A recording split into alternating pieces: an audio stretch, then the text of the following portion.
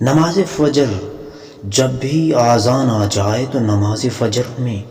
اسی وقت اس کی تیاری کر لو، اسی وقت اس کو اللہ کی یاد میں لگا دو، اپنے ذہن اپنے دل کو. جو بھی انسان اپنے دل کو اور اپنے ذہن کو اللہ کی یاد میں لگا دیتے ہیں پھر وہی کامیاب لوگ ہو جاتے ہیں. نماز فجر کے بعد تین مرتبہ درود شریف اور الحمد شریف پڑھنے کے بعد یہ کام اگر کر لو گے تو کوئی بھی حاجت تمہاری مشکل ترین نہیں ہوگی بلکہ آسان سے آسان ہو جائے گی. اللہ تعالیٰ پھر اس مشکل کو بھی آسان فرما دیں گے جو مشکل تمہیں بہت بڑی مشکل لگتی ہے. نماز فجر کے بعد تین مرتبہ درود ابراہیمی اللہم صلی علی محمد وعلی آل محمد. پھر اس کے بعد آپ نے تین مرتبہ الحمد شریف اور اللہ کا پیارا نام یا ودودو یا ودودو یا ودودو کو 21 بار پڑھ کر پھر اپنے کام کو دیکھو کہ اللہ تعالیٰ کس طرح نہیں کرتا. نمازی تہجد کو پڑھنے کے بعد یا ودودو یا ودودو یا ودودو کو 21 بار پڑھ لیں، اللہ تعالیٰ ہر مشکل کو آسان بنا دیتے ہیں. اللہ تعالیٰ کے پیارے نبی کریم صلی اللہ علیہ وآلہ وسلم نے فرمایا کہ ایک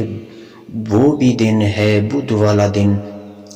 جو بھی اللہ سے مانگا جائے گا اللہ اس کو عطا کر دے گا. وہ لمحہ ہوتا ہے عصر کی نماز سے پہلے اور ظہر کی نماز کے بعد کا ایک ایسا وقت آتا ہے جب بھی اللہ سے مانگا جائے تو اللہ تعالیٰ وہ ہر بات کو قبول، ہر دعا کو قبول فرما لیتے ہیں. لیکن اس کے علاوہ اگر ہر وقت پریشانی اور ہر وقت پریشان سے رہتے ہیں تو پیارے نبی کریم صلی اللہ علیہ وآلہ وسلم کی ذات پر درود کریم پڑھا کریں، ہر وقت درود شریف پڑھا کریں تو اللہ تعالیٰ وہ مشکل بھی آسان بنا دیتے ہیں جو سب سے بڑی مشکل اور مشکل ترین ہوتی ہے. اللہ تعالیٰ کے پیاری سورۃ واقعہ کا اگر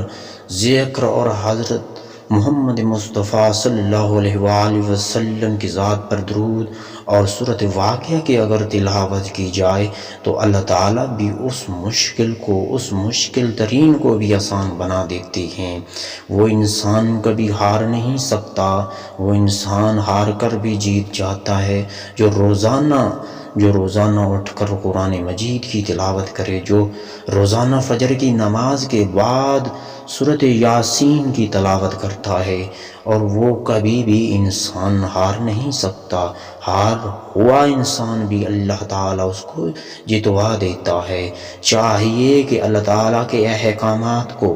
اپنے تک محدود نہ رکھیں بلکہ تمام انسانوں کو آگے بھی پہنچائیں تاکہ وہ بھی اس سے فائدہ اور وہ بھی